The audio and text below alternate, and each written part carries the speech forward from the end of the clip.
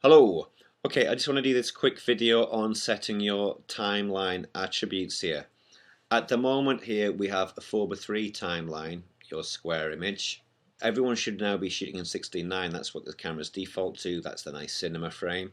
Though it's been a bit overused with soap operas and things and cheapened, it's still the cinema frame.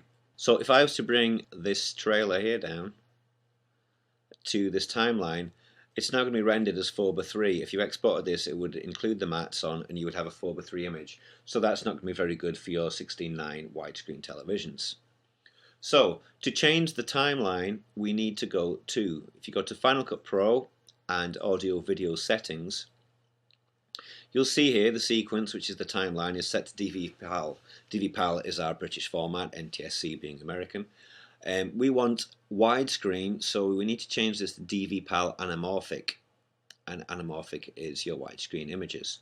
If we OK that, we now need to tell Final Cut Pro to bring a new sequence in under those settings. So File, New Sequence will be our new timeline, and if I double click this, you'll see we now have the widescreen frame here.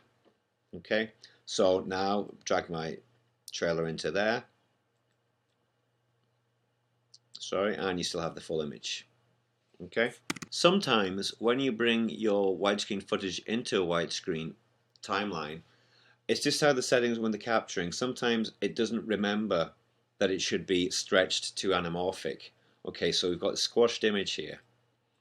If that happens with your work, what you need to do is double click the clip, and in the motion tab on the viewer, if you go to the distort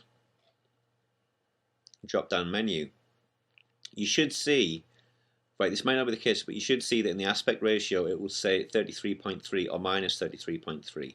You change that to 0 as the correct setting of the aspect ratio, you have your widescreen. So that's what you need to do there.